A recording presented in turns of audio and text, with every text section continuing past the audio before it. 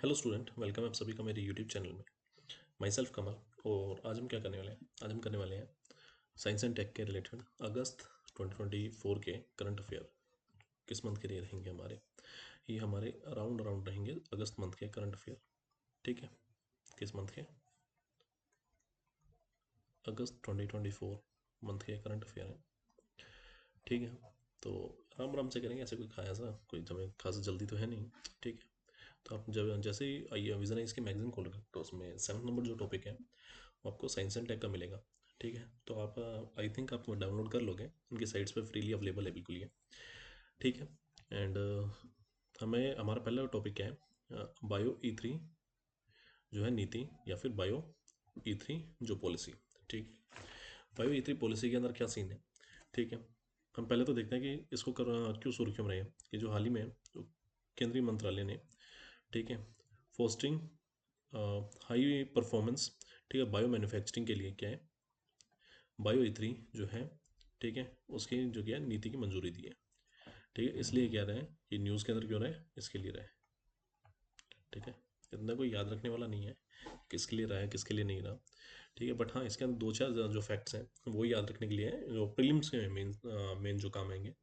उसके अंदर क्या क्या है, एक तो हमारे, ठीक है, इसके कोई ये आपको पढ़ने की ज़रूरत नहीं है मेरे हिसाब से। तो ये क्या है, ये मेंस के टाइम में आपके काम आएंगी, जो ये जितनी भी आपकी डेफिनेशंस वगैरह होती हैं ये प्रीलिम्स के टाइम पे नहीं आएगी। तो क्या है कि बायो जो ई 3 नीति है उसे सबसे पहले तो क्या कम किया है, जो 2030 तक है उसको क्या करना है, हमारे जो मार्केट है उसको $300 बिलियन का करना है। तो अगर कोई मतलब स्टेटमेंट में आ जाए कि 2030 तक इसके $300 बिलियन का करना है, तो हाँ तो ये सच है। और इसमें पहले क्या था, पहले 2010 में क्या था, $10 बिलियन का था, उससे बढ़ाकर 2024 में क्या था, $130 बिलियन अधिक हो जाएगी। ये था इसका पहले का। ठीक है, तो अभी का क्या इसका सीन है? ठीक है, अभी सबसे पहले तो हम ये देख लेते हैं इसका क्रियान्वयन कौन करता है। ठीक है, इसका क्रियान्वयन जो है वो कौन करता है? जैव प्रौद्योगिकी विभाग, डीबीटी। ठीक है, आपको याद रखना है, यहीं कहीं लिखा भी होगा और पढ़ लीजिएगा। ठीक है, ऐसा करने की ऐसा सच मतलब ज़रूरत नहीं, इसके दो तीन फैक्ट्स ही हैं। ठीक है, ज़्यादा फैक्ट्स हैं नहीं इसके अंदर कुछ भी याद रखने लायक। उसके अलावा इसकी नीति का जो ये रहेगा जितनी भी है, ठीक है, कि बायो ई 3 जो नीति है, ठीक है, पर्यावरण और रोजगार के लिए जैव विधि के बारे में ये अलग अलग है। इसका उद्देश्य क्या है, ठीक है, उसके बाद में इसका क्रियान्वयन, ये देखो मैंने आपको बोला था क्रियान्वयन कौन कर रहा है इसका, जैव प्रौद्योगिकी विभाग डीबीटी। ठीक है, इसका कार्य कर रहे हैं। इसकी प्रमुख विशेषता क्या है? ये जो नीति है, यह जो नीति है, ठीक है, ये विषयगत क्षेत्रों के अंदर अनुसंधान और विकास, ठीक है, के लिए नवाचार आधारित समर्थन प्रदान करेगी। तो क्या रिसर्च एंड डेवलपमेंट है जितना भी, उसको क्या है ये एक तरह से बेस सपोर्ट करेगी। ठीक है, कि नई रिसर्च एंड डेवलपमेंट हो किसके अंदर, बायो जो जितनी भी हमारी बायोलॉजी बायो मैन्युफैक्चरिंग है, ठीक है, उसके अंदर, और हमारे मार्केट को क्या है बड़ा कर दे। ठीक है, सिर्फ इतना सही है इसका, मतलब इससे ज़्यादा इसका कोई मतलब नहीं। ठीक है, मेंस के प्रोस्पेक्टिव से मेन, ठीक है, प्रीलिम्स के प्रोस्पेक्टिव से कम है। ठीक है, तो उसके प्रोस्पेक्टिव मतलब प्रीलिम्स के प्रोस्पेक्टिव से इसको कम ही मान के चलना है। इसमें दो तीन फैक्ट्स है जो प्रीलिम्स के प्रोस्पेक्टिव है, उससे ज़्यादा इसके है नहीं। ठीक है, mRNA URNA नहीं, इससे ऐसा इसके अंदर इतना कोई बड़ा है नहीं। हाँ ये पढ़ सकते हो आप। ठीक है, जो ये वाले टॉपिक्स हैं। ठीक है, ठीक है, जैव अर्थव्यवस्था पर राष्ट्रीय मिशन 2016 क्या है, जैव संसाधन व सतत विकास संस्थान IBSD द्वारा जैव संसाधनों का उपयोग करके ग्रामीण अर्थव्यवस्था को बढ़ावा देना। ठीक है, ये आपसे पूछ ले तो आप बताने के लायक हो। ठीक है, उसके बाद में राष्ट्रीय बायोफार्मा मिशन 2017 ऐसे देशों में फार्मास्यूटिकल का विकास तेजी से लाने के लिए और उद्योगों और अकादमिक जगत के बीच सहयोग और सहयोगात्मक मिशन है। ठीक है, उसके बाद में राष्ट्रीय जैव प्रौद्योगिकी विकास रणनीति 2015 से 20, इसका क्या उद्देश्य है, भारत में विश्व स्तरीय जैव विनिर्माण केंद्र स्थापित करना है। ठीक है, और राष्ट्रीय जैव ईंधन नीति, तो इसका आपको पता ही होना चाहिए वही। ठीक है, एथनॉल 20 की ब्लेंडिंग और वो सब इसके अंदर ये है। आई होप कि आपको पता होगा। ठीक है, जो इसकी विशेषताएं हैं, ठीक है, विशेषताएं हो गया जो भी इसके हैं वो आप खुद से पढ़ लीजिए, इतना कोई मुश्किल नहीं है। जैसे इसके अंदर क्या है कि सर्कुलर जो बायो इकोनॉमी है उसकी उसको हमें अपनाना चाहिए। ठीक है, संयुक्त राष्ट्र अमेरिका से हमें कुछ सीखने की जरूरत है। क्या करता है संयुक्त राष्ट्र अमेरिका जो है व्यापक पैमाने पर बायो मैन्युफैक्चरिंग को विकसित करने के लिए, ठीक है, इससे संबंधित स्टार्टअप्स को $2 बिलियन का क्या गया निवेश किया। ठीक है, किसने? यूएसए ने। यूएसए ने इसके क्या है, $2 बिलियन का निवेश किया। सिंगल विंडो क्लियरेंस देना चाहिए इस टाइम, मतलब जो साइंस टेक होता है, ठीक है, साइंस हो गया, टेक्नोलॉजी हो गया, ठीक है, उसके बाद में जो इंजीनियरिंग हो गया, इन सब के जो है उनको बढ़ावा देना चाहिए। जैसे मैथमेटिक्स हो गया, जैसे भारत में विज्ञान, प्रौद्योगिकी, इंजीनियरिंग और गणित के जितने भी हैं उनको क्या बढ़ावा देना चाहिए। और अंतर्राष्ट्रीय सहयोग भी ले सकते हैं कि बायो मैन्युफैक्चरिंग के अंदर, जैसे यूएसए हो गया, अदर हो गया, इन कंट्री से हम कर सकते हैं। अब नेशनल स्पेस डे है, तो इसका क्या सीन है, इसको मैं आपको इंग्लिश से पढ़ा देता हूँ, वो ज़्यादा बेटर दिखे लगेगा आपको। ठीक है, एक मिनट। हाँ, देखो, ये ज़्यादा बेटर दिख रहा होगा ना, ये ज़्यादा बेटर है। ठीक है, इसका क्या करना है, ठीक है, हमने क्या किया है, हमने सेलिब्रेट किया है क्या, अगस्त 2024 को हमने क्या किया, हमारा फर्स्ट जो है, रुकिए 2 मिनट, वेट अ सेकेंड। ठीक है, अगस्त जो क्या है 20, हमने जो अपना फर्स्ट है, ठीक है, कौन सा, national space day, national space day क्या है, हमने सेलिब्रेट किया है हमारा फर्स्ट, किसको, 23 अगस्त 2024 को। ठीक है, किस लिए था ये हमारा, जो हमारी हिस्टोरिकल लैंडिंग हुई थी चंद्रयान 3 की, किस पे, मून पे, मून के भी किस पे हुई थी, साउथ पोल पे हुई थी हमारी। ठीक है, मून के साउथ पोल पे जो हमने लैंडिंग की थी, उसके लिए हमारे 23 अगस्त को हुई थी। तो उसके लिए हमारा फर्स्ट जो है, हमारा साइंस नेशनल स्पेस डे कब मनाया गया है, इस तारीख को मनाया गया है। इसके लिए एक थीम इंपॉर्टेंट है जो इसकी है, ठीक है, थीम क्या है, ठीक है, थीम है touching lives wheel touching the moon,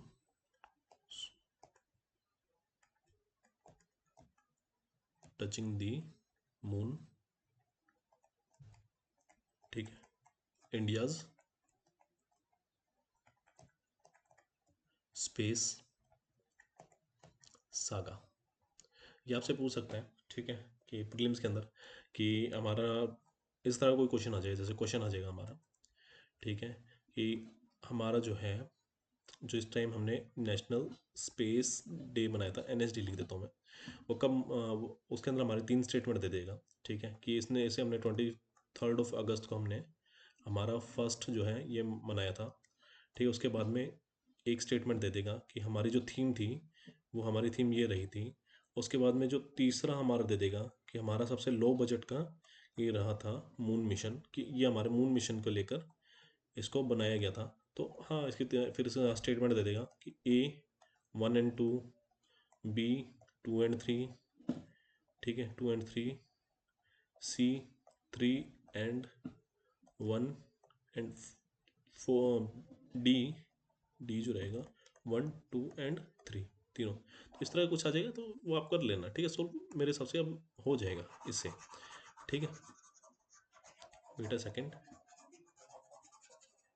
ठीक है, व्हील टचिंग दी मून, टचिंग दी, ठीक है, ये हमारी क्या थी, इसकी थीम रही थी। उसके बाद में क्या है, इंडिया जो है इसके अंदर एक और हम कह सकते हैं, ये भी प्रीलिम्स का इफेक्ट है, इसको याद रख लेना। इंडिया जो है 8वीं जो है, 8th जो है, 8वीं सबसे बड़ी अंतरिक्ष इकोनॉमी, मतलब स्पेस इकोनॉमी है। तो अंतरिक्ष अर्थव्यवस्था, ठीक है, कौन सी, स्पेस इकोनॉमी, ठीक है, किसकी टर्म्स में, जो वित्त पोषण करते हैं हम, ठीक है, वित्त पोषण के संदर्भ में। ओके, तो ये याद कर लेना एक। तो अब रीज़न क्या है, हमारे किसने किया था, हमें ऑब्वियस ही बात पता है कि हमारे जो इसरो है, ठीक है, तो उसका था चंद्रयान 3।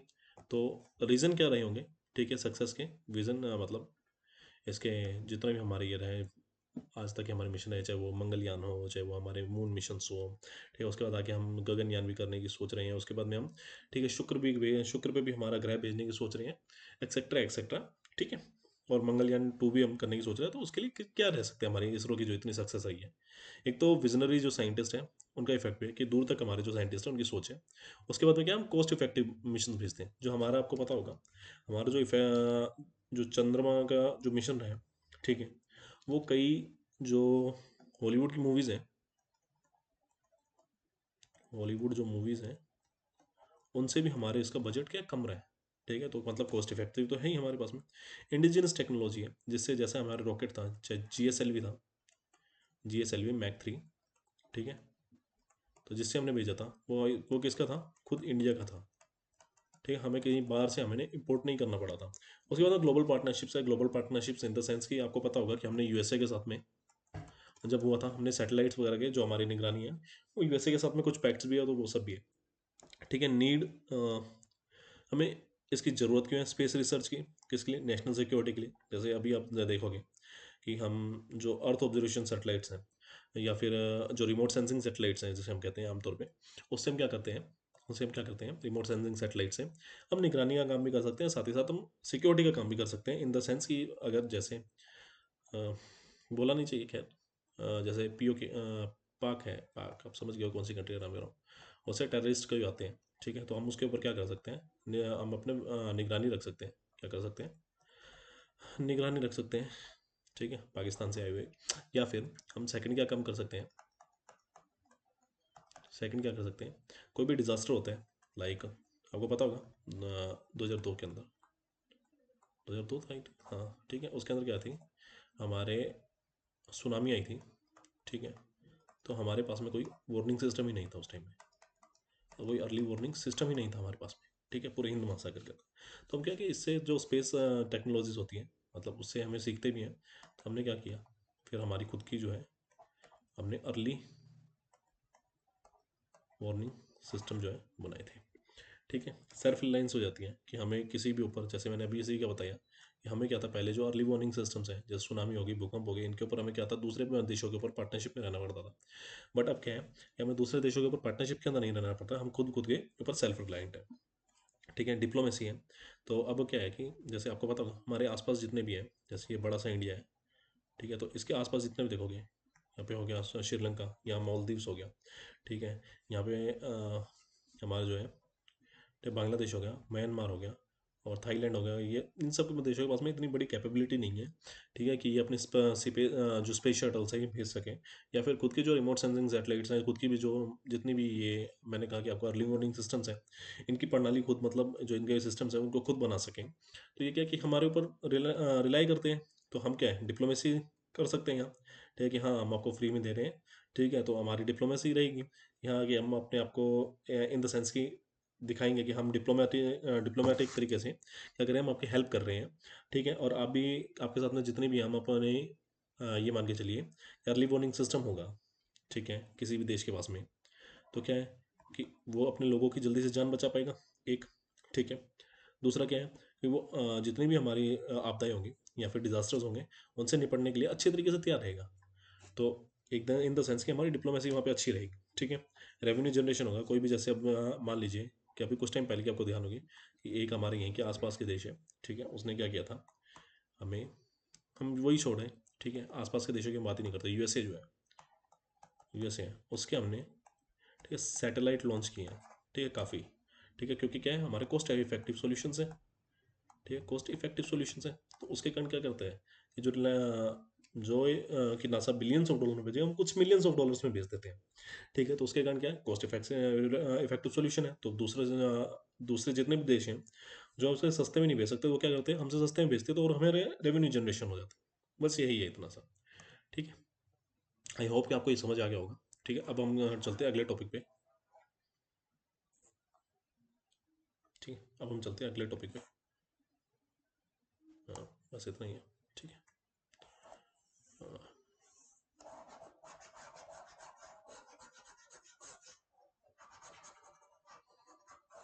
वेट अ मिनट, मैं इसको रब पूरा साफ कर दूँ। ठीक है, रेज कर दो एक बार के लिए, फिर हम अपने नेक्स्ट टॉपिक पे चलते हैं।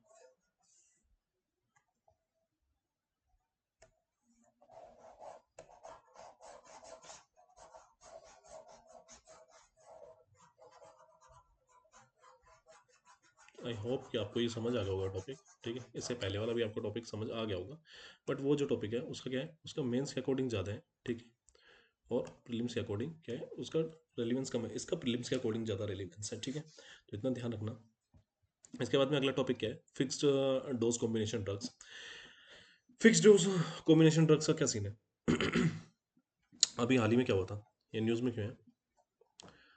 सबसे पहले तो मैं आपको बता दूं फिक्स डोज कॉम्बिनेशन ड्रग्स क्या होते हैं। ये क्या होते हैं, एक ऐसे ड्रग्स होते हैं जिसमें दो या क्या होता है, दो से ज़्यादा जो होते हैं मेडिसिन को क्या होता है एक जगह पे कंबाइन करके, मतलब एक साथ कंबाइन करके क्या बना देती है, एक ही टैबलेट बना देते हैं। क्या बना देंगे, एक ही क्या होगा, टैबलेट बना देंगे हम, तो उसे फिक्स डोज कॉम्बिनेशन कहते हैं। जैसे आपको ध्यान होगा कि हमारी एक सिंपल पेन किलर आती है, ठीक है, जिसके अंदर क्या होता है, कोमिफ्लाम ले लीजिए, कोमिफ्लाम, ठीक है। इसके अंदर क्या होता है, पैरास्टामोल होती है, साथ में आइब्रोप्रोफाइन होता है,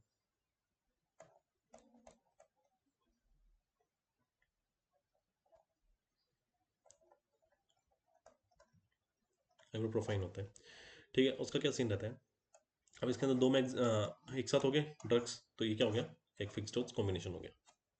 आई होप कि आपको इतना समझ आ गया होगा कि फिक्स डोज कॉम्बिनेशन ये होता है कि एक ही टैबलेट के अंदर दो या दो से ज़्यादा सॉल्ट जो होते हैं वो क्या होते हैं, फिक्स डोज कॉम्बिनेशन के अंडर आते हैं। ठीक, एक मिनट वेट अ सेकेंड, मैं पानी पी लूँ थोड़ा,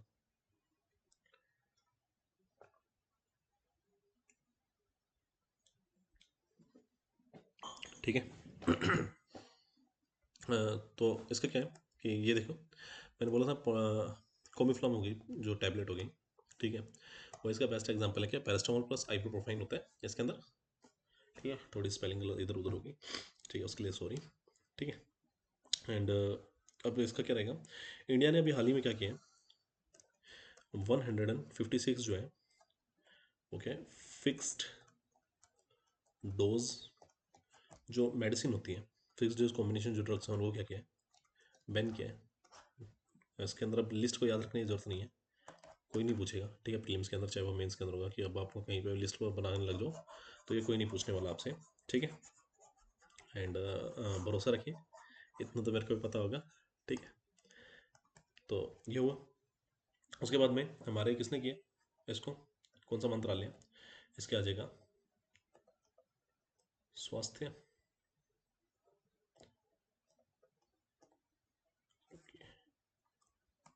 स्वास्थ्य एवं परिवार कल्याण मंत्रालय। हिंदी में याद रखना तो ये ज़्यादा इजी है यार, इसको हिंदी में याद रख लेना, ठीक है। इसने क्या किया है, 156 जो है फिक्स डोज जो कॉम्बिनेशन वाले मेडिसिन हैं उनको क्या किया है, बैन किया है, ठीक है। अब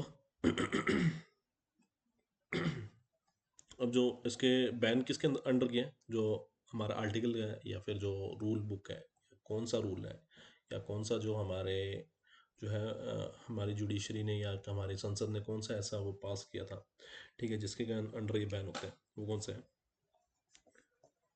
ठीक है, वो है, वेट अ मिनट, वो है औषधि, ठीक है, एवं प्रसंधान सामग्री अधिनियम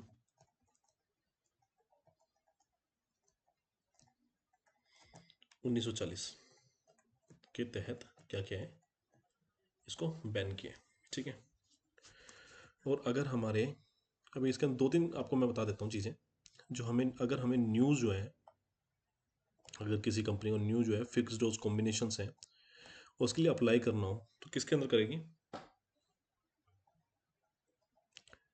केंद्रीय, ठीक है, इसको साथ के साथ नोट करते हो, that would be much better, ठीक है। औषधि मानक, ठीक है, नियंत्रण संगठन, ठीक है, यानी CDSCO, ठीक है, CDSCO है जो है, उससे क्या करता है मैंने पढ़ता था, हमें उससे पहले क्या प्रायर अप्रूवल लेना पड़ेगा, उससे अप्रूवल मतलब अनुमोदन, ठीक है, हिंदी में अनुमोदन होगा, इंग्लिश में अप्रूवल होगा, ठीक है, याद रखना। अब इसके बेनिफिट्स क्या हैं फिक्स डोज कॉम्बिनेशन के, जैसे, और हाँ एक और चीज़ मुझे बतानी थी, जो फिक्स डेज जी ये हमारे फिक्स डोज जो कॉम्बिनेशन होते हैं, अच्छा और एक और नाम दो कि जहाँ नाम से भी जाना जाता है, कॉकटेल ड्रग्स, ठीक है, क्योंकि दो या दो से ज़्यादा मेडिसिन के बने होते हैं, ठीक है, तो इसे क्या बोलते हैं, कॉकटेल ड्रग्स भी बोलते हैं। तो अब इसका फ़ायदा क्या है, सबसे पहले हम फ़ायदा देखते हैं, बेनिफिट्स क्या है। सबसे पहले तो ये एफिशिएंसी जो है इनहेंस करता है, यानी अगर एक ही साथ में अगर हमारी दो मेडिसिन हैं मान के चलिए, ठीक है, मैं ये मान लेता हूँ आइब्रोप्रोफाइन जो ये है, सेम यही आइब्रोप्रोफाइन प्लस पैरास्टामोल है, तो अगर हमें कभी जैसे पेन है, साथ में क्या आ जाता है, पेन के कारण हमारे फीवर आ जाता है, ठीक है, तो क्या होगा, ये दोनों में दोनों के अंदर वर्क कर जाएगी, ठीक है, तो एफिशिएंसी बढ़ गई। अब नहीं तो हमें अलग अलग दो मेडिसिन लेनी पड़ती। उसके बाद में क्या है, कॉस्ट कॉस्ट इफेक्ट पड़ती है। कॉस्ट इफेक्ट कैसे, अगर हमें जैसे ये दो अलग अलग, पेन की अलग लेनी पड़ती, फीवर की अलग लेनी पड़ती, उसके बाद में कोल्ड की अलग लेनी पड़ती, अब हमें तीनों एक ही के अंदर मिल गई, है कि नहीं है, तो एक साथ मतलब हमें तीन अलग अलग के लिए पैसे पे करने पड़ते, एक दो और तीन, हर एक के लिए मान लेता हूँ 10 रुपीज़ 10 रुपीज़ 10 रुपीज़ हमें पे करने पड़ते हैं, यहाँ हमें सारे ही कितने 15 या 20 रुपीज़ पे करने पड़ रहे हैं 10 टैबलेट्स के लिए, ठीक है, और यहाँ हमें 30 टैबलेट के लिए हमें 13 टैबलेट भी एक तो खानी पड़ रही थी, साथ में हमें 30 रुपीज़ भी पे करने पड़ रहे थे, यहाँ 10 टैबलेट खानी है और 20 रुपीज़ पे करना है, तो हमारे क्या 10 रुपीज़ जो है हमारे क्या हो गए, सेव हो गए, ठीक है। उसके बाद में क्या, रिड्यूस जो होता है पिल का वो बर्डन का, रिड्यूस कैसे करेगा, यहाँ आपको 30 खानी है तो आप 30 का मेडिसिन खाओगे क्या, 30 टैबलेट खाओगे, बिल्कुल नहीं खाओगे। अब अगर आपको यही कहते हैं कि हमें सिर्फ ये 10 टैबलेट खानी है आपको, ठीक है 10 टैबलेट खानी है, और उसके बाद आप ठीक हो जाओगे, तो आपको कहेगा कोई बात नहीं मैं ये 10 टैबलेट खा लूँगा, रेदर देन कि ये 30 टैबलेट खाने से अच्छा, ठीक है। तो ये तो है इसके क्या बेनिफिट्स, कि एक फिक्स डोज जो कॉम्बिनेशन होता है उसके बेनिफिट्स क्या क्या हो गए, ठीक है। और वहीं जो है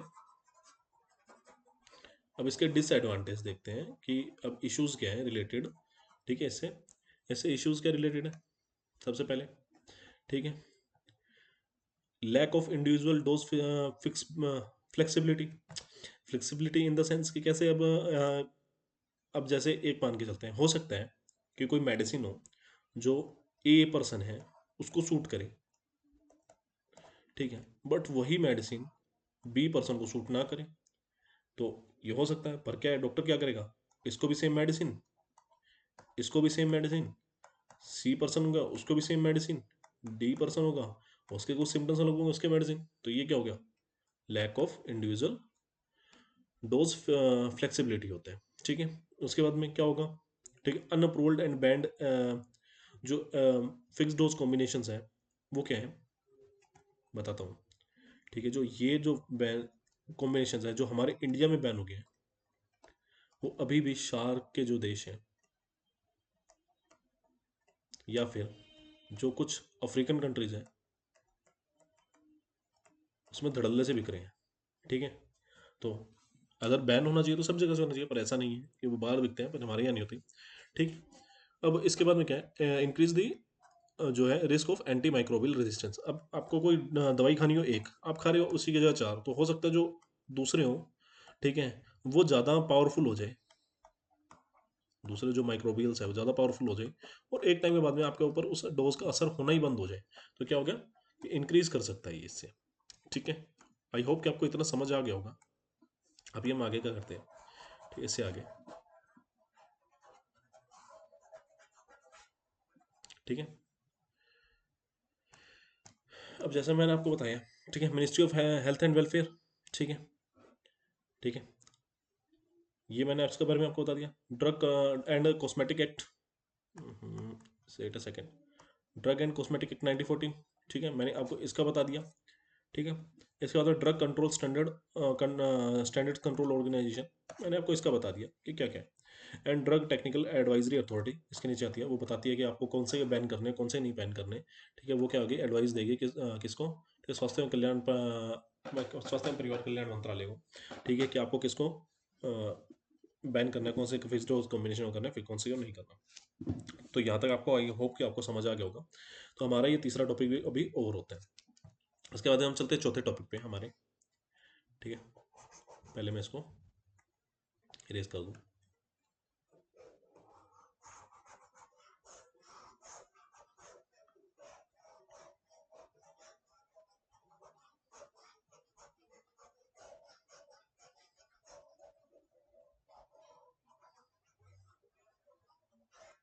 ठीक है, इसके बाद में हमारा कौन सा है, अगला जो हमारा टॉपिक है वो है हमारा A1 एंड A2 मिल्क।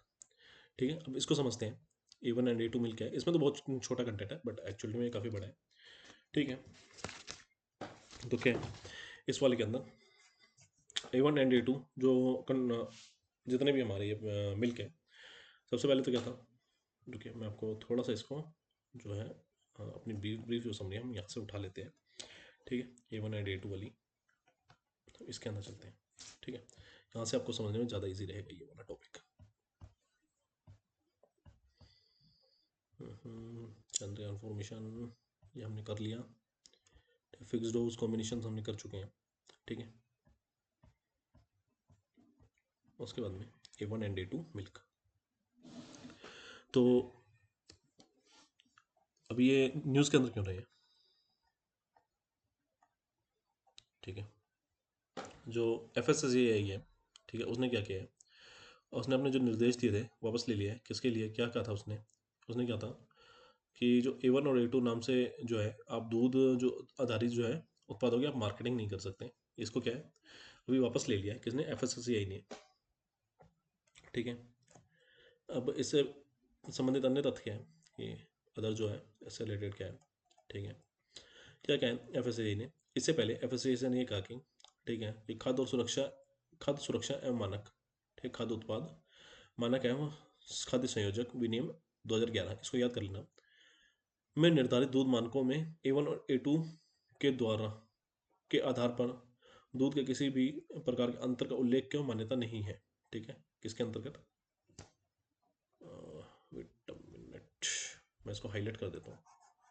ठीक है, जहाँ जहाँ मैं हाईलाइट कर रहा हूँ उसको आप लिख लीजिए अपने अकॉर्डिंग। ठीक है, ठीक है,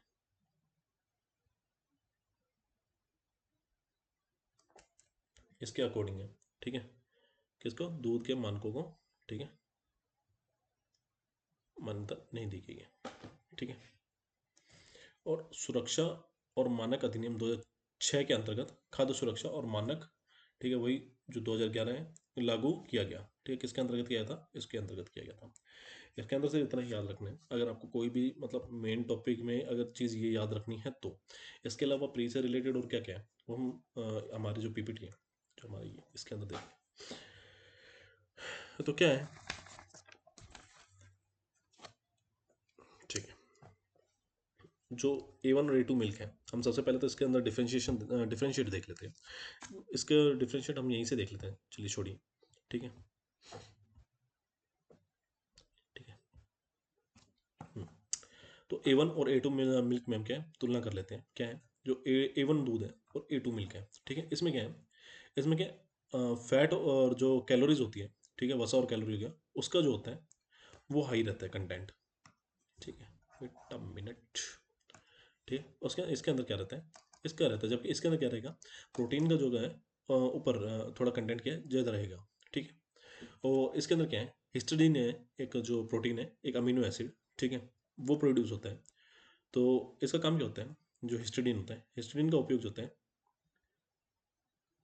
हिस्टिडीन के उपयोग द्वारा शरीर द्वारा हिस्टामाइन का निर्माण किया जाता है। ठीक है, और ये हिस्टामाइन क्या करता है, जो इन्फ्लेमेशन और जो एलर्जी है उसके लिए क्या करता है, प्रतिरक्षा जो होता है आपकी जो होती है उसको बनाता है। ठीक है, और ये क्या है, ये एक एसेंशियल अमीनो एसिड है, और ये क्या है, और यहाँ पे क्या है, जो A2 जो है दूध, उसमें क्या है, जो प्रोलाइन है, ठीक है, वो बनता है। ये क्या है, एक नॉन इसेंशियल क्या है अमीनो एसिड है। ठीक है, यह कोलेजन का एक आवश्यक घटक है, और यह जैसे जोड़ों और टेंडिस के जो होते हैं उसको सुचारू रूप से काम करने में करते हैं, जोड़ों और उसमें दर्द पड़ते हैं ना, वो शायद इसी की कमी के कारण होते हैं। ठीक है, याद रख लेना और कभी भी पूछ लें। और एक और बात, ठीक है, जो अध्ययनों से ही पता चला है, ठीक, अध्ययन कैसे, अभी ये किसी ने किया होंगे यार, मेरे को क्या पता किसने किया किसने नहीं किया। जो A1 युक्त जो दूध होते हैं प्रोडक्ट, वो कुछ ही लोगों को क्या है अच्छी तरह से पचता है, जबकि A2 जो होता है वो सभी लोगों को पचता है। ठीक है, और अब इसके स्रोत क्या क्या होते हैं, जो A1 होता है उसके क्या होते हैं, उत्तरी यूरोप की जो है जो स्थानिक नस्लें होती हैं, जैसे, ठीक है, हेलोस्टीन, फ्रीजीन, ठीक है, और इस तरह की जो होती हैं ये नस्लों में पाया जाता है। और जबकि जो A2 टाइप का जो मिल्क होता है वो किस में पाया जाता है, यह चैनल आइसलैंड और दक्षिण जो फ्रांस की है स्थानिक नस्लें, उनके दूध में ये ज़्यादा पाया जाता है। जैसे, ठीक है, जर्सी हो गया, चार्लिस हो गया, लेमोजिन गाय होगी, ठीक है, इनके अंदर ये ज़्यादा पाया जाएगा। ठीक है, और अब इसेंशियल और नॉन इसेंशियल प्रोटीन के अंदर भी है, तो मैं आपको अंतर बता दूँ। ठीक है, ये देखो, ठीक है, जो आवश्यक या एसेंशियल जो प्रोटीन होते हैं ये शरीर के अंदर क्या होते हैं, नहीं बनते, इन्हें क्या भोजन से ही अपने को मिलता है, कि हमें जो फूड प्रोडक्ट्स होंगे उनसे ही हमें मिलेगा ये। ठीक है, और जो नॉन इसेंशियल होते हैं ये हमारे शरीर के अंदर ही बनते हैं, जो हमारी बॉडी होगी वो खुद प्रोड्यूस करती है। ठीक है, इतना याद रखना है बस, और कुछ नहीं करना। इनका अगर आपको नाम याद रखना हो कि इन सब का ये नाम याद रखना है, तो आई डोंट थिंक सो आपको रखना चाहिए, रखना हो तो रख लेना, बाकी कोई ज़रूरत नहीं है। ठीक है, उसके बाद में क्या है, डायरेक्टेड एनर्जी वेपन। ठीक है, अब इसको करते हैं डायरेक्टेड एनर्जी वेपन्स को।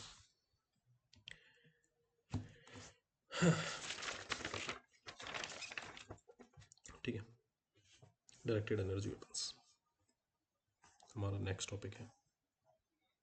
इसके लिए कोई और कलर कर लेते हैं, ये देखें, नहीं, रेड कलर, येलो कलर कर लेते हैं तो। ठीक है, दिख रहा है, हाँ दिख रहा है। ठीक है, तो क्या है हमारा डायरेक्टेड एनर्जी वेपन्स, क्या डायरेक्टेड एनर्जी वेपन्स, ठीक है, क्या होते हैं सबसे पहले तो, directed energy weapons are ranged weapon that use concentrated, ठीक है, concentrated energy from electromagnetic and particle technology. ठीक है, रादर देन काइनेटिक एनर्जी। ठीक है, अब आपको याद रखना है किसका यूज करेगा, इलेक्ट्रोमैग्नेटिक। अब सीधी सी बात है ना यार, जैसे आपकी लेजर होगी ना, उस टाइप का कुछ। ठीक है, आपको याद रखना है। ठीक है, अब इसका अंदर सीन क्या होगा मैं बताता हूँ।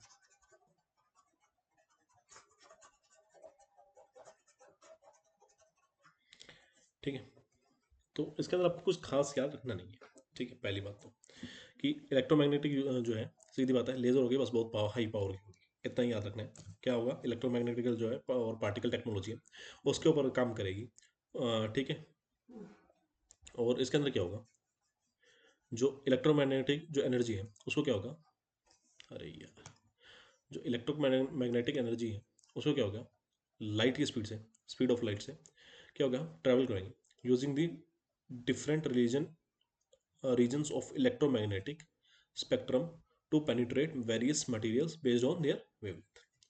कि क्या होगा, आपको पता होगा कि विबग्योर होता है, ठीक है, लाइट जो हमारे विजिबल लाइट होती है, उसके अलावा अदर भी टाइप की बहुत सारी लाइट्स होती हैं, जैसे मान के चलिए, ठीक है, एक्सरे हो गई, गामा रे हो गई, अलग अलग बहुत सारी रहती हैं। ठीक है, इसके क्या होगा, अलग अलग पैटर्न की जितनी भी स्पेक्ट्रम की रेज होंगी ना, ठीक है, उनको क्या होगा, बहुत ही हाई स्पीड से भेजेंगे। High speed in the sense कि speed of light, speed of light, ठीक है, इस स्पीड से भेजेंगे। कितनी होती है, 3 लाख किलोमीटर पर सेकेंड, अप्रोक्स। ठीक है, तो उस स्पीड से भेजा जाएगा। और क्या किया जाएगा, किसी भी, जैसे अब मैं मान के चलता हूँ कोई एयरक्राफ्ट है, उसके ऊपर मारेंगे। ठीक है, जैसे ये मान के चलता हूँ मैं छोटा सा एक फाइटर प्लेन बना देता हूँ। ठीक है, ये हमारा ऐसा है यार, कोई मजाक मत बनाना। ठीक है, और यहाँ से क्या करेंगे, ज़मीन से हम क्या करेंगे, एक एनर्जी की वेव भेजेंगे, ये क्या करेगा, इसको डिस्ट्रॉय कर देगा। ठीक है, बस यही है इसका मतलब, इसके अलावा कोई मतलब नहीं है। क्या याद रखना है, इलेक्ट्रोमैग्नेटिक मैग्नेट और पार्टिकल टेक्नोलॉजी का यूज़ करेंगे, किसकी, लाइट की स्पीड से। क्या क्या होगा, जो इसके अंदर क्या करेंगे हम, डिफरेंट डिफरेंट जितने भी होते हैं स्पेक्ट्रम, वो क्या करेंगे, यूज़ करेंगे इलेक्ट्रोमैग्नेटिक के, किस लिए, ताकि हम वेरियस जो मेटल है उसको पेनिट्रेट कर सकें based on different different wavelength. ठीक है, ठीक है, ऑल एंड ऑल। ठीक है, इसका इम्पैक्ट क्या होगा, हाँ, ठीक है, चैलेंजेस क्या है एसोसिएटेड विद इसके, they can be impact beyond the target, ये क्या है कि जैसे हमें करना क्या है, टारगेट सिर्फ इसको बनाना है और चपेट में आ गया हमारा खुद का प्लेन, हो सकता है कोई बड़ी बात नहीं हो। दूसरा क्या हो गया, it can be influenced by fog and storm. अब जैसे कोई भी पार्टिकल है, जितने ज़्यादा उसके आसपास पार्टिकल होंगे उतना ज़्यादा डेविएट होगा वो। ठीक है, एक दो तीन चार, हो सकता है फोग हो, आपने देखा होगा, रुकिए बताता हूँ।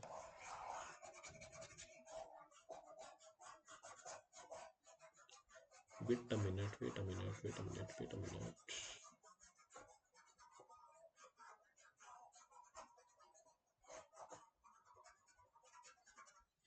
आपने देखा होगा जब भी सर्दियों में हमारे फोग बन जाती है, तो उसके क्या क्या होता है, हम कभी बाइक, बाइक होगी, कार होगी, ठीक है, स्कूटी होगी, ठीक है, इवन टॉर्च जो होती है, ठीक है, उसको भी हम चलाते हैं, तो क्या होती है उसकी लाइट जो होती है इस तरह करके पूरी फैल जाती है एक जगह पे, वो क्या होती है कंसंट्रेट नहीं हो पाती।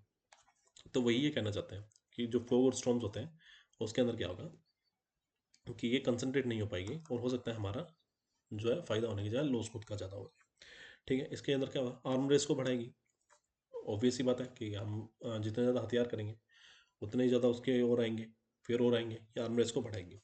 एडवांटेज क्या है, कॉस्ट इफेक्टिव है। Cost effective in the sense कि आप मतलब कितना, अगर हम कहें 200 या 300 रुपये में, खैर ये तो कम हो गया, ये तो बहुत कम ही हो गया, ठीक है, ऐसे मान लीजिए कि एक जो है, एक जो डायरेक्टेड एनर्जी वेपन है उसको फायर करने में अराउंड अराउंड ये मान लीजिए $20 का खर्चा आते हैं। ठीक है, और वहीं जो है एक सिंपल वेपन है, ठीक है, एक सिंपल मिसाइल कर लीजिए, उसको $2000 का खर्चा आ रहा है। तो कौन सा इफेक्टिव है यार, इसको आप इतने में पता ही नहीं कितनी बार 200 बार फायर कर दोगे। ठीक है, तो ये ज़्यादा कॉस्ट इफेक्टिव है। ठीक है, हाई प्रिसीजन है कि मतलब अब मिसाइल है वो तो कहीं पे भी जाके गिर जाए, हो सकता है कई बार, हो सकता है आपने चलाया कहाँ हो, गिर कहीं और जाए। ठीक है, बट इसका क्या रहेगा, अगर आपने किसी एयरप्लेन पे चलाया है, ठीक है, तो उसी के पास में गिरेगा, ठीक है, उसी के ऊपर गिरेगा। हाई प्रिसीजन रहता है, स्टेल्थ ऑपरेशन रहता है। Stealth in the sense, stealth आपको पता होगा, चुपके से हमला कर दो निकल जाओ, हमला कर दो निकल जाओ, किसी को पता भी नहीं चलेगा कहाँ से आया। एक जो फाइटर है या एक मिसाइल होगी वो आती हुई दिखेगी, क्या एनर्जी आती हुई दिखेगी क्या रेडार पे आपके, कभी नहीं दिखेगी। तो बस फिर स्टेल्थ भी हो गया। अब हम इंडिया और इसके जो अदर है, ठीक है, अदर कुछ देशों के हम देख लेते हैं कि कोई इस तरह के प्रोग्राम्स चल रहे हैं नहीं चल रहे, ठीक है, या फिर चल रहे हैं तो कौन से चल रहे हैं, अगर नहीं चल रहे तो क्यों नहीं चल रहे। ठीक है, इस तरह की चीज़ें देख लेते हैं।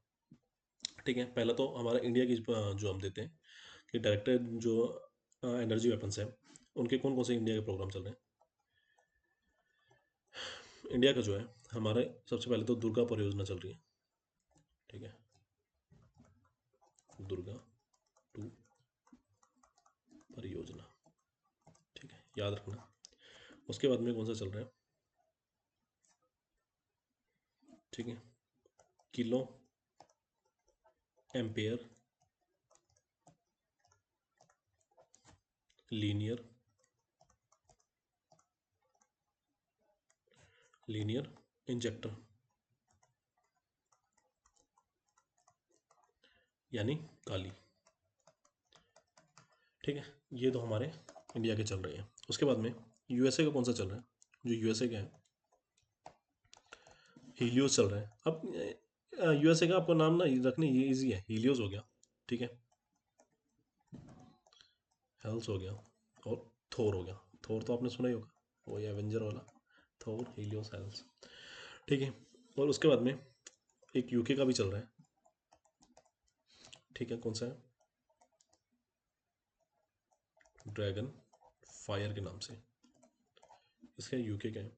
इसराइल का क्या चल रहा है, इसराइल का याद रखना सबसे इजी है। हमारा किल, हमारा दुर्गा और ये तो इजी रखना इजी है ही। इसराइल का क्या, आयरन डोम होता है, ठीक है, उसी की तरह हो जाएगा, आयरन बीम हो जाएगा, याद रहेगा। आई थिंक याद रहेगा। ठीक है, अभी इतना ही है हमारा, बस ये हमारा टॉपिक यहीं ख़त्म होता है। अब मैंने इसको आपको समझा दिया। एक बार इसके क्या है कि जितना भी हमारा टॉपिक है इसको एक बार है ना, जो जो टॉपिक मैंने आज पढ़ाई है तो उसको एक बार जो विज़न आई की है उसकी साइट से जाके डाउनलोड कर लेना, ठीक है, इसके मैगज़ीन, और फिर वहाँ से क्या है आप ये इसको पढ़ लेना, मैं इतना कहूँगा। उसके बाद में हाँ, न्यूज़ इन शॉर्ट्स है, news in short, news in short आना चाहिए था, शॉर्ट, ठीक है, मतलब छोटे। न्यूज़ इन शॉर्ट, इसका क्या सीन रहेगा देखोगे तो ये अभी क्या है, earth observation satellite launched by ISRO, ISRO, ठीक है, कोई बड़ी बात नहीं है। ठीक है, बड़ी बात क्या है, SSLV, ये बड़ी बात है, ठीक है, EOS 08, SSLV क्या है, स्मॉल सैटेलाइट लॉन्च व्हीकल, ठीक है। ये क्या है, अभी इसरो ने इसके थ्रू भेजा है, ठीक है, SSLV के थ्रू, ठीक है, इतना याद रखना है। इसका क्या है, पेलोड क्या है, 5 जो है 500 किलो तक है शायद है पेलोड, ठीक है। और उसके बाद में जो है इसकी मतलब स्मॉल सैटेलाइट वाला है यार। अब ये इसको थोड़ा बहुत जो है इसका मैगजीन से पढ़ लेना, SSLV का, कि हमें जल्दी जल्दी ख़त्म करना है यार थोड़ा सा इसको, ठीक है। इसके अंदर अब मैं बता देता हूँ पेलोड कौन कौन से रहे हैं, ठीक है। पेलोड रहे सबसे पहले, जो पेलोड रहे हैं कौन कौन से रहेंगे, सबसे पहले तो रहे इलेक्ट्रो ऑप्टिकल, ऑप्टिकल, ठीक है, इंफ्रारेड, इंफ्रारेड पेलोड, ठीक है, ई ओ, ये ब्रैकेट है, EOIR, ठीक है। सबसे पहले तो हमारा ये रहे, इसके बाद में क्या रहे आपको बोल के बता देता हूँ। ग्लोबल नेविगेशन सैटेलाइट, ठीक है, system, reflect, reflect, sorry sorry sorry sorry sorry, ठीक है 2 मिनट में पानी पी लूँ थोड़ा सा।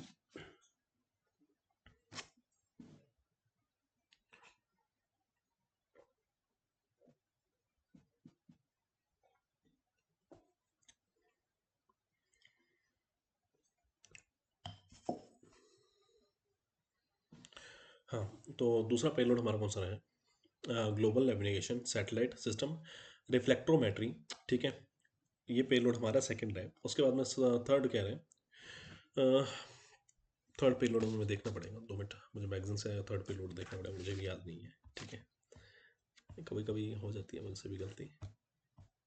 तो थर्ड पेलोड हमारा कौन सा है, ये हमने कर लिया था, ठीक है, गगनयान हो गया था हमारा। फिक्स्ड पे डोज कॉम्बिनेशंस भी हमारे हो गए थे, A1 A2 ये मिल्क का भी हमारा हो गया था। डायरेक्टेड न्यूज इलेक्ट्रो ये वेपन्स भी हो गया था, ठीक है। उसके बाद में ठीक है, ये रहा, ठीक है, SIC UV डोसीमीटर, ठीक है, ये रहे हैं हमारे 3 जो पेलोड रहे हैं, ठीक है याद रहेगा आपको, ठीक है। और इसके बाद में ये सब करने की जरूरत नहीं है, ठीक है। SSLV के बाद में ये देख लेना D3, ठीक है, क्या है, तीसरी तीसरी विकासात्मक उड़ान थी, क्या कर जाता है 10 किलो से लेकर 500 किलो तक की क्या है सैटेलाइट जो है, मिनी और माइक्रो जो है, मिनी माइक्रो और नैनो, ठीक है, ये सैटेलाइट्स को कर सकते हैं, क्या है, ठीक है। 3 टोटल जो है इसके अंदर पहले 3 चरण में क्या है, ठोस ईंधन है, और जिसका उपयोग क्या बहुत तेजी से क्या ऊपर जाने में किया जाता है, और जो लास्ट जो है चौथा है शायद, जो लास्ट टर्मिनल जिसको कहते हैं, जो उसके अंदर क्या है तरल ईंधन है, यानी कौन सा है, लिक्विड, हिंदी और इंग्लिश दोनों में बता रहा हूँ, ठीक है, वो है। और उसके कारण क्या सीन रहेगा, ठीक है, उसके कारण क्या है हमारे पास में, हमेशा याद रखना जो सॉलिड होता है उसके अंदर क्या सीन रहता है हमारा, उसके अंदर हमारा सीन रहता है कि हमारे पास में स्पीड ज़्यादा होती है, बट क्या होता है उसको हम हैंडल जो होते हैं या कंट्रोल नहीं कर सकते, ठीक है। पर जो लिक्विड जो होता है उसके अंदर क्या होता है, स्पीड भी ठीक रहती है, ऐसा नहीं है कम रहती है, बट वो क्या होता है उसको कंट्रोल ज़्यादा किया जा सकता है, ठीक है, ये चीज़ याद रखना। तो फोर्थ जो है इसका क्या है, ये इसका है, ठीक है। इसके बाद में क्या है, एग्जॉन, ये जो 4 मिशन 4 है इसके अंदर क्या है, वेट वेट वेट वेट, ठीक है। इसके अंदर क्या है, इस फॉर्मेशन के लिए क्या है, शुभांशु शुक्ला और जो प्रशांत बालकृष्ण नायर है, इनका क्या है चयन किया गया है। किसने किया? संयुक्त राज्य अमेरिका ने। किसके लिए?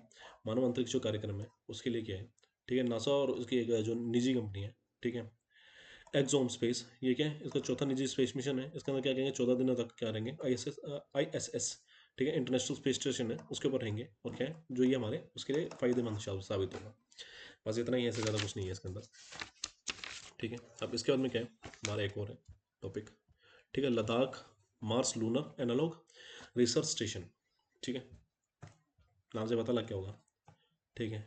जो क्या है, मार्स या जो है लूनर जो एनालॉग रिसर्च स्टेशन है, उसको क्या है, वैज्ञानिकों ने क्या किया है, लद्दाख को क्या किया है, संभावित स्थल के रूप में चुना है। संभावित स्थल के रूप में चुना है, ठीक है, ठीक है। बस इतना ही है।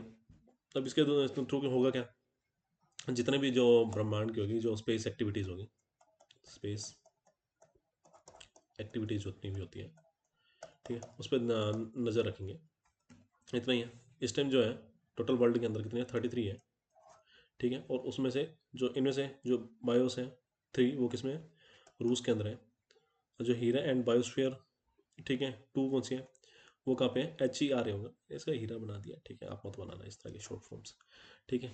तो उसका क्या होगा, USA बायोस्फीयर 2 का है, USA के अंदर है। मार्स 1 का है नीदरलैंड में, डी मार्स का है इसराइल के अंदर। आदि आदि आदि, ठीक है, इतना याद रखना है। इसके बाद में इसका याद रखने की जरूरत है नहीं है, जरूरत नहीं है इनको याद रखने की, फिर भी ठीक है, पढ़ना हो पढ़ लेना, मेरी मान तो पढ़ ही लेना यार। अदर साइड के हैं, ये देखो जो लद्दाख है, तो मंगल और चंद्रमा की सीधी जो है वो करते हुए पड़ सकता है, ठीक है। ठंडा और शुष्क प्रदेश है, बंजर है, ठीक है। वनस्पति और इसका जो है जल, मतलब सिंपल सी बात है, बहुत ही रिमोट एरिया है यार, कुल मिला के बात ये है, ठीक है। आना जाना कोई करता नहीं है, ठीक है। जैसे कन पोल्यूशन है लो, तो पार्टिकल जो है स्पेस के ही दिखेंगे। अब दिल्ली वाले तो दिखेंगे नहीं, दिल्ली का पोल्यूशन में हो तो स्पेस उसके ऊपर ही इतना कचरा आ जाएगा, तो इतना पोल्यूशन आ जाएगा हमारे लेंसेज के ऊपर ही कि कोई दिक्कत ही नहीं है। हमारे स्पेस स्पेस दिख रहे हैं, इतने सारे ना तारे एकदम से ही हो जाएंगे स्पेस स्टेशन में, ठीक है। खैर छोड़ो। अब इसके बाद में क्या है, टेक्नोलॉजिकल डोपिंग है। बहुत ही ईजी टॉपिक है, ठीक है। टेक्नोलॉजिकल डोपिंग होती क्या है, ठीक है। सबसे पहले तो डोपिंग क्या होती है, मतलब ये देखना है शब्द क्या है, डोपिंग। हाल ही में कुछ विशेषज्ञों ने टेक्नोलॉजी डोपिंग की चिंता जताई है। डोपिंग के विषय में क्या होता है, ठीक है, खेल में ऐसे उपकरणों, मतलब डोपिंग क्या होती है यार, कोई ऐसी चीज़ का यूज़ करना ना जिससे आपकी परफॉर्मेंस इनहेंस हो जाए। बस इतना ही है कि परफॉर्मेंस आपकी बढ़ जाए किसी भी चीज़ का। अब टेक्नोलॉजी के थ्रू अगर आप परफॉर्मेंस बढ़ाओगे तो उसे क्या करेंगे, टेक्नोलॉजिकल डोपिंग कह देंगे। जैसे एक बीच में शूज़ आए थे नाइकी के, तो उससे क्या था, वो जल्दी भागने में मदद करता था, ठीक है। तो एक तरह से तो वो आपको टेक्नोलॉजी मिल रही है जिसके कारण आप जल्दी भाग रहे हो, ठीक है। तो उसको क्या था, उसको बैन कर दिया गया था क्योंकि टेक्नोलॉजिकल डोपिंग डोपिंग के अंदर आया था। इसी तरह क्या था कि 2008 के अंदर ओलंपिक के अंदर जो हुए थे, उसमें स्पीडो के LZR रेसर सूट थे, रेसर जो स्विंग सूट होते हैं, उनका उपयोग किया जाता है। उसमें क्या था कि जैसे एक तरह से वो आपके आसपास ना, जो भी उसको पहनता था उसके आसपास एक जो है थोड़ा हल्का बबल सा क्रिएट कर देता था, ठीक है, जिसके अंदर क्या था, हल्के एयर पॉकेट्स रहते थे। वो क्या, अब तैरना है तो उसके अंदर आपको अपनी बॉडी है, पर ये जो एयर पॉकेट्स हैं आपको अच्छे से तैरने में मदद करते थे, ठीक है, मदद करते थे। तो क्या सीन आता था, तो उसकी स्पीड ज़्यादा तेज़ी से इंक्रीज हो जाती थी, उसको तैरने में इतना नहीं करना पड़ता था, उसको सिर्फ आगे करने के लिए पुश करना पड़ता था, अपने वो ऊपर रखने के लिए नहीं करना पड़ता था। आगे पुश करता रहेगा तो उसके अंदर सिर्फ मेहनत करनी पड़ती थी, तो वो जल्दी पहुंच जाता था, जो भी था, जो भी इसको पहने थे, जिसने भी इसको पहना था, ठीक है। बता दिया मैंने टेक्नोलॉजिकल डोपिंग आपको, ठीक है, ठीक है। जो वर्ड है, ठीक है, वो इसका करता है, याद रखा मत रखो कोई जरूरत नहीं है, ठीक है। एंटी मैटर,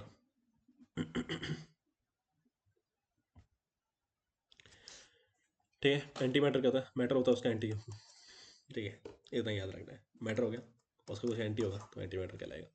अभी क्या हुआ है न्यूज़ में, क्यों है, जो अभी क्या रिलेटिव हैवी जो आयरन कोलाइडर है उसमें सबसे भारी एंटी मैटर जो क्या न्यूक्लियस पाया गया, एंटी हाइपर, इसको hydrogen anti hydrogen anti hyper hydrogen 4 इसको नाम दिया गया है। इसमें क्या है, एंटी प्रोटॉन, 2 एंटी न्यूट्रॉन्स और एंटी हाइप्रोन से बना हुआ है, ठीक है, इतना ही याद रखना है।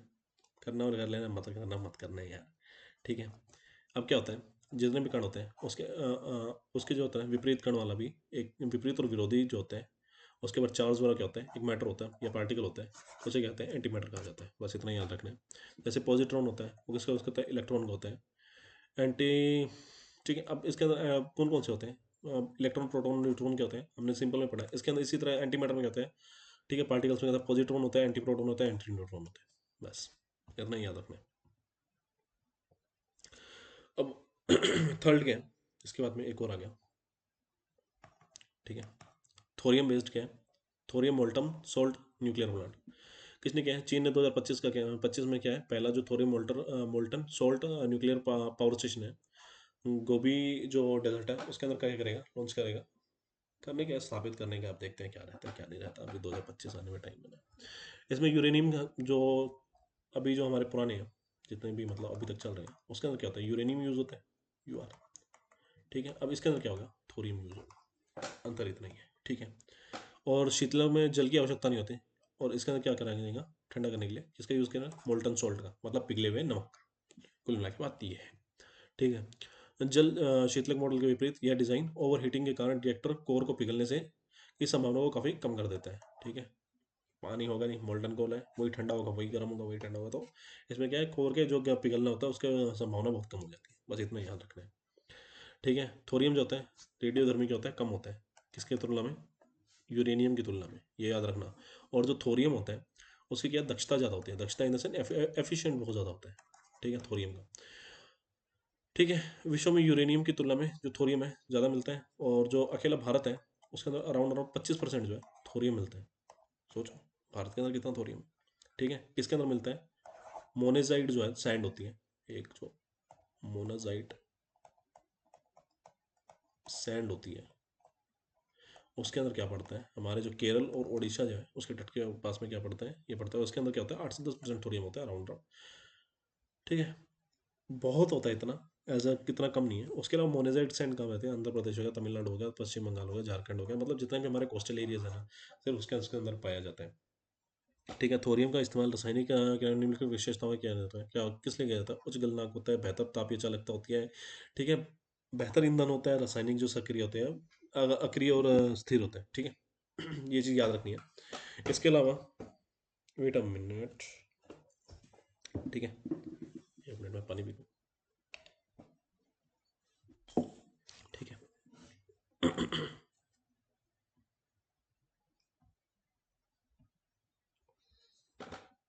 ठीक है, अभी क्या है, हमारा अगला टॉपिक है प्लांट जीनोम एडिटिंग टूल, ठीक है। ISDRA 2N 2TNPB, ठीक है, प्लांट जीनोम एडिटिंग टूल है। इसको एज सच इतना खास नहीं है, बट इसको याद कर ही लेना मेरी मानो। किसने किया, ICAR ने किया है इसको। किसको, हमारे जो प्लांट जीनोम एडिटिंग टूल है उसको। इससे पहले क्या यूज़ होता है, क्रिस्पर कैस9 यूज़ होता है, क्रिस्पर कैस12 यूज़ होता है। क्रिस्पर कैस9 उच्च सटीकता वाली जीनोम एडिटिंग तकनीक है, पर इसमें क्या होता था, जो कैस9 है प्रोटीन, और कैस जो ट्वेल्व है प्रोटीन है, उसके अंदर 1000 से लेकर 3500 जो है अमीनो एसिड होते थे, जिसके कारण क्या इसके कुछ सीमाएं हो जाती थी। पर जो हमारे वाला है, जो इन प्रोटीन का बड़े आकार की कोशिकाओं के भीतर, ठीक है, क्रिस्पर घटक को प्रभावी वजन खासकर वायरल बैक्टीरिया के वेक्टर के जरिए पहुंचाने में विशेष चुनौती आती थी। किसके कारण, ज़्यादा होंगे यार, इतनी ज़्यादा उसको टेंशन होती थी यार पहुंचाने में, कहता इतना बोझ को लेकर कहाँ जाऊँगा, सीधी बात है, याद रखना। अब जो TNPB है, ठीक है, जिससे प्रोटीन में क्या है, कुछ नहीं करना, इसको क्या है, इनोवेशनी एंसेस्टर माना जाता है, को कैस्ट्रॉल जो है उसको मानते हैं, ठीक है, सीधी बात है। जो TNPB है ना, इसके अंदर 3500 से 5000 एमिनो एसिड्स होते हैं, बस इतना याद रखना है, कुछ और नहीं करना। फालतू का ये ना इसके अंदर दिमाग मत लगाना, इतना ये है एज सच कोई खास नहीं है। बाकी आप करना हो तो कर लेना, ठीक है, इसको आप खुद से पढ़ सकते हो, एक बार खुद से कर लेना, ठीक है। अब WHO ने क्या है, क्या जो एमपॉक्स है, एमपॉक्स बोले तो मंकी पॉक्स,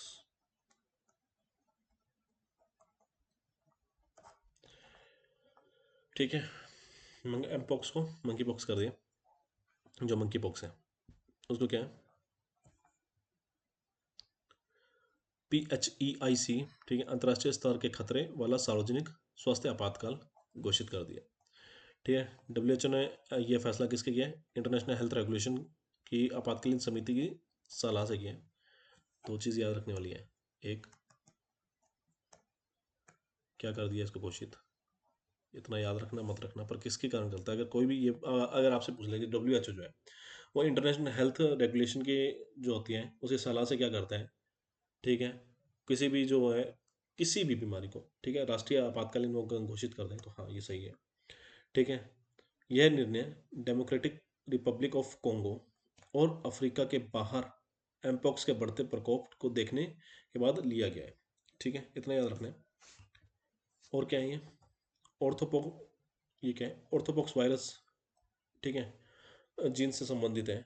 क्या है? मंकी पॉक्स जो वायरस है, ठीक है, वायरस जनित रोग है, ठीक है, वेक्टर बॉन्ड यार, ठीक है, वायरस जनित रोग है, ठीक है, और इसका क्या है? ऑर्थोपॉक्स वायरस जीन्स के संबंधित है। ठीक है, पहली बार 1970 डेमोक्रेटिक रिपब्लिक ऑफ कॉन्गो में है। ठीक है, एक दूसरे संपर्क में आने से होता है। ठीक है, इस अधिकांश के मामले अफ्रीका में ही दर्ज किए गए हैं।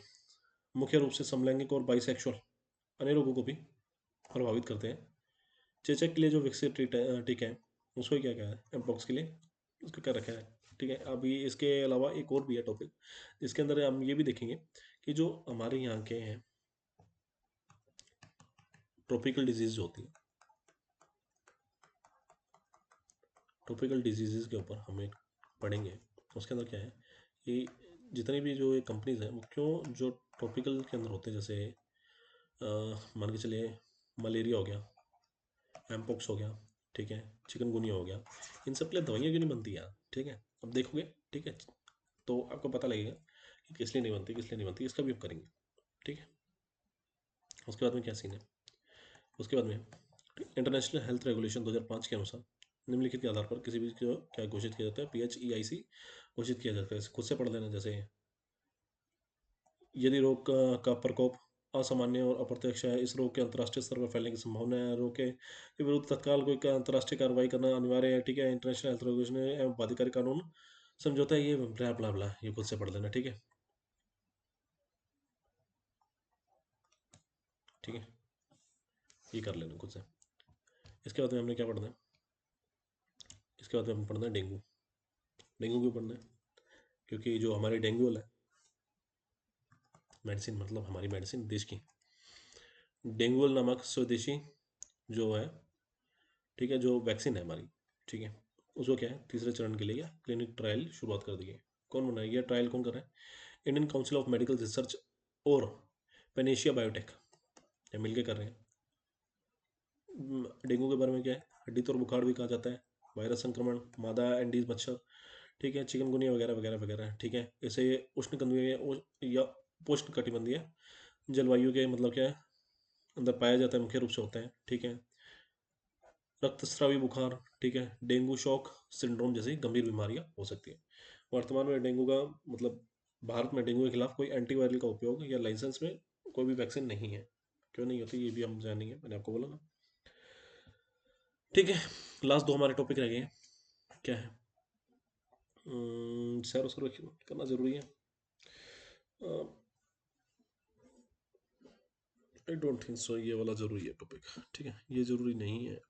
ठीक है, इसको मत ही करना। ठीक है, कोई इतना जरूरी नहीं है। हाँ, ये वाला कर लेना। ठीक है,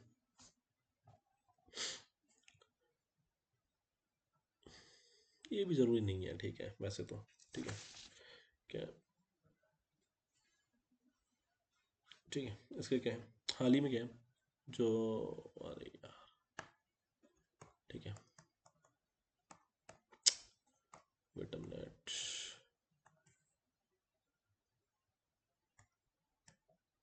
ठीक है, ठीक है, जो लियोनार्ड हेफलिक का निधन हो गया। ठीक है, इसने क्या था? हेफलिक लिमिट जो क्या है अवधारणा प्रस्तुत की थी, इसलिए बुढ़ापे की समझ और मौलिक रूप से बदल दिया। कैसे? इसने क्या बताया? यह वह संख्या है जितनी बार कोशिका, ठीक है, कोशिका आबादी विभाजित हो सकती है, कि कितने बार हमारी जो कोशिकाएं विभाजित हो सकती हैं। ठीक है, और कोई भी कोशिका तब तक विभाजित हो जाएगी जब तक उसका सेल जो सेल साइकिल अरेस्ट है वो कंप्लीट नहीं हो जाता। उसके बाद क्या होगी, कोई भी कोशिका विभाजित नहीं होगी। कितना इसके लिए, मनुष्य के लिए कितना बताया गया है, 125 वर्ष बताया गया कि 125 वर्ष के बाद में नहीं हो सकता, और मानव जीवन काल नहीं बढ़ सकता इससे। ठीक है, इतना ही बताया, इससे ज़्यादा नहीं करना।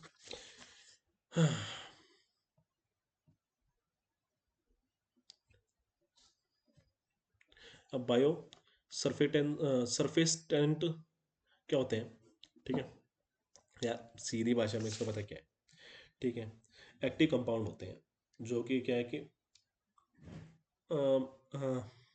आपको मैं इसको इंग्लिश में समझा देता हूँ।